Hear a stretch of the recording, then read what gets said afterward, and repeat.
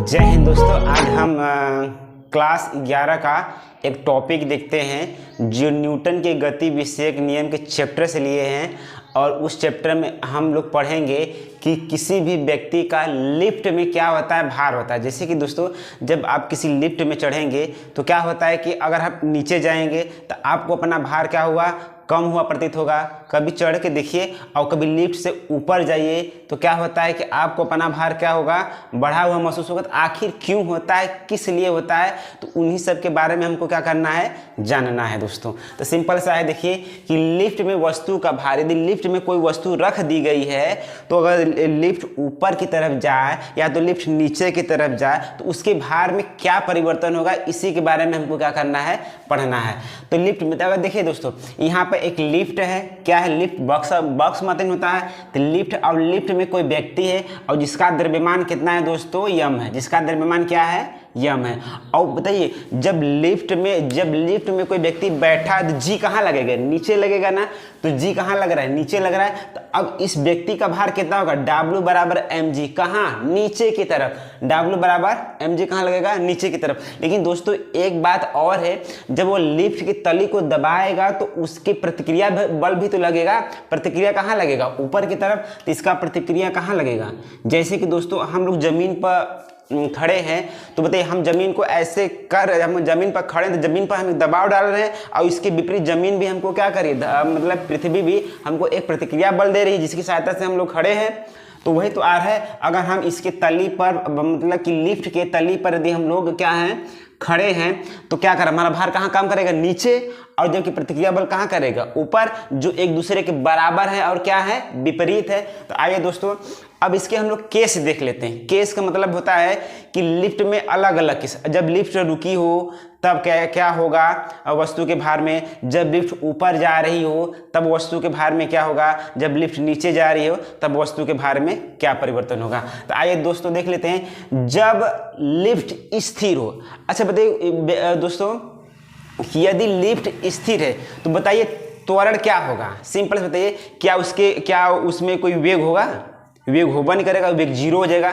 तो त्वरण बराबर देखिएगा, हम यहीं पर रुके हैं और दिन भर रुक जाएं, समय तो बढ़ा लेकिन मैं वेग बढ़ा ही नहीं। तो जब वेग बढ़ा ही नहीं तो हमारा त्वरण क्या हो जाएगा, जीरो हो जाएगा। क्योंकि त्वरण बराबर होता है वेग परिवर्तन बटा के समय, और वेग में कोई भी परिवर्तन, हलचल होगा तब न त्वरण होगा। और जब हम जहाँ के तहाँ खड़े रह गए तो वेग में कहाँ बढ़ा है, वेग बढ़ा ही नहीं है। जब वेग बढ़ा ही नहीं है तो हमारा त्वरण क्या हो जाएगा, जीरो हो जाएगा।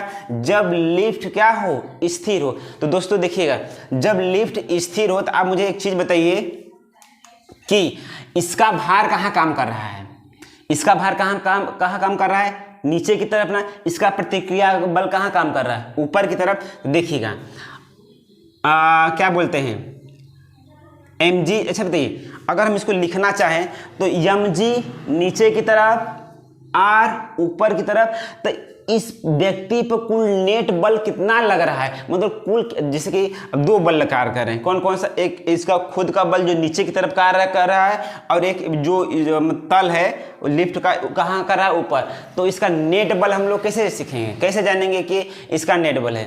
तो देखिए, तो इसका जो नेट बल होगा, R बराबर होगा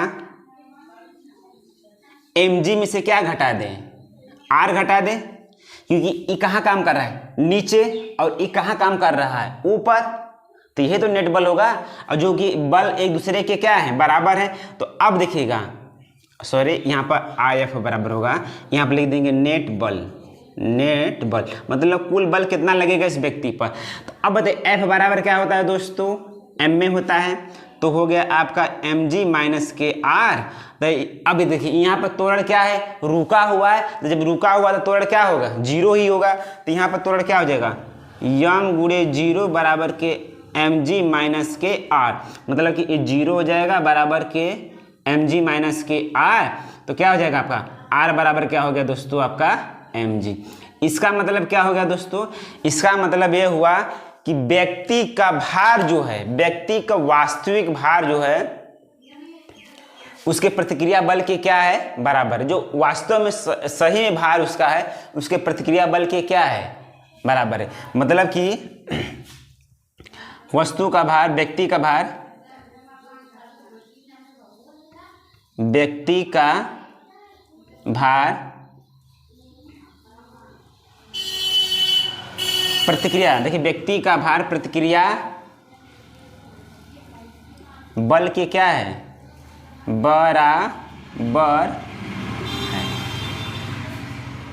तो जो दोस्तों यह केस होता है कब, जब लिफ्ट में कोई व्यक्ति रुका रहेगा तब। कौन सा केस, R बराबर के mg। आइए दोस्तों अगला केस देख लेते हैं। अगर अब एक बताइए दोस्तों कि अगर यदि कोई व्यक्ति है, यदि 5 मीटर प्रति सेकेंड की वेग से क्या कर रहा है, जा रहा है। ध्यान से देखिएगा, यदि कोई व्यक्ति है 5 मीटर प्रति सेकेंड की वेग से जा रहा है, 1 घंटा में देखे तब भी उसका वेग 5 मीटर पर सेकेंड था, और 2 घंटा में देखे तब भी उसका 5 मीटर प्रति सेकेंड था। मतलब जितना समय हम लोग देख रहे हैं उतने ही समय में उसका वेग कितना है, 5 मीटर प्रति सेकेंड है। तो बताइए इसका त्वरण क्या होगा।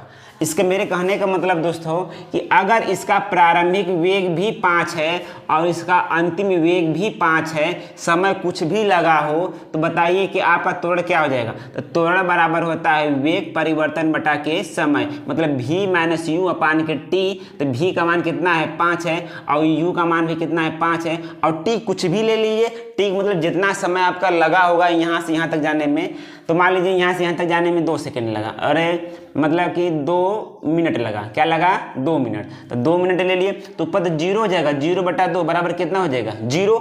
अगर यदि इसका मेरे कहने का मतलब है कि यदि कोई भी व्यक्ति एक नियत वेग से क्या कर रहा है, जा रहा है, अपने त्वरण में कोई भी परिवर्तन नहीं कर रहा है, तो उस व्यक्ति का त्वरण क्या हो जाएगा, 0 हो जाएगा। मतलब यह कहने का है कि यदि व्यक्ति समान चाल से हमेशा चलता जाए, अपने चाल में कोई भी परिवर्तन न करे, तो उसका त्वरण क्या होगा, 0 होगा।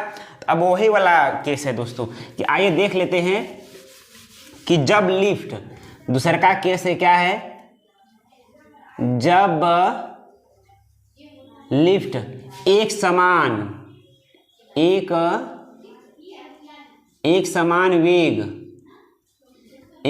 वेग से चले। अब एक समान वेग से चले, तो अब जब एक समान वेग से चलेगा तो बताइए दोस्तों इसमें त्वरण कितना होगा, त्वरण होगा आपका a बराबर के 0, क्योंकि अपने जब 5 मीटर पर सेकेंड की वेग से जा रहा है, बार बार जा रहा है, तो प्रारंभिक वेग भी 5 है और अंतिम वेग भी 5 है, तो 5 में से 5 जाएगा तो 0 हो जाएगा, और समय जितना भी लगा समय से 0 में भागा देंगे तो उसका मान कितना आ जाएगा, 0 आ जाएगा। तो आइए देखते हैं दोस्तों लिफ्ट का दूसरा केस। ये आपका हो गया दोस्तों लिफ्ट। इस लिफ्ट में क्या कोई व्यक्ति बैठा है, प्रतिक्रिया कहाँ लगेगा, R लगेगा। अब बताइए मान लीजिए कि इसमें जो त्वरण है समान है, वेग भी क्या है, सॉरी यहाँ पर त्वरण क्या है, वेग क्या है, एक समान है, एक समान है, तो यहाँ पर त्वरण क्या हो जाएगा दोस्तों, 0। एक समान वेग में त्वरण क्या हो जाता है, 0 हो जाता है।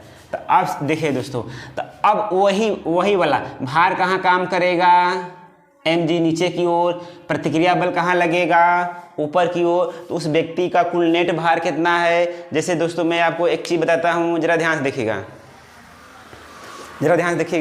कि जैसे कि हम किसी भी व्यक्ति को क्या कर रहे हैं, जैसे कि हम अपने हाथ में कोई रस्सी की सहायता से किसी बटखरे को लेकर ऐसे ताने हुए हैं।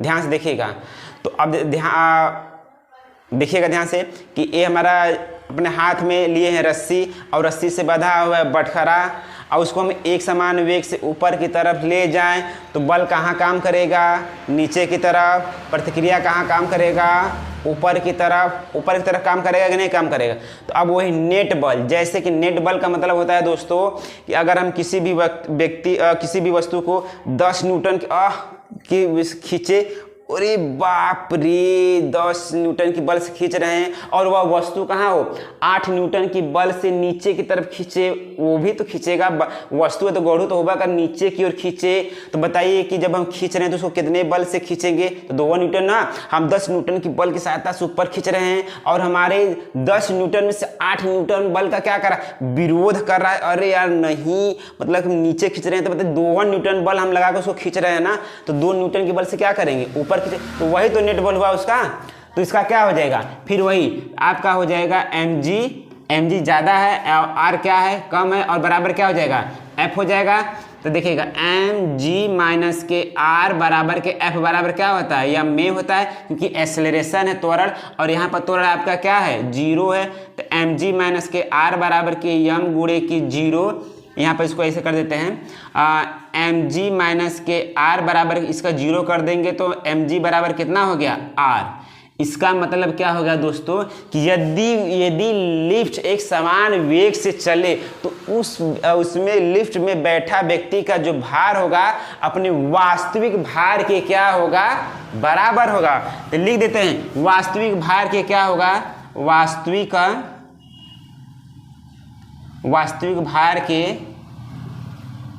बराबर होगा। तो दोस्तों ये दो केस देख लिए। पहला केस जब लिफ्ट स्थिर हो तब का है, और दूसरा का केस है जब लिफ्ट एक समान वेग से क्या हो, चले, तब का केस है दोस्तों। तो थोड़ा दोस्तों यहीं पर हम वीडियो रखते हैं, क्योंकि वीडियो लंबा हो जाने से थोड़ा सा एडिटिंग करने में थोड़ा सा, इसके जस्ट बाद हम लोग इसके जस्ट बाद का देखते हैं हम लोग केस, और उस वीडियो में हम लोग सवाल भी हल करेंगे इस पर। तो ठीक है दोस्तों, यदि आया होगा तो लाइक करिएगा, कमेंट करिएगा। अगर कहीं पर त्रुटि भी हमसे हो जाए तो उसको हमको बता दीजिएगा, सर यहाँ पर गलती हुई है, हम उसको अपनी गलती को एक्सेप्ट करेंगे। ठीक है दोस्तों, जय हिंद, जय भारत।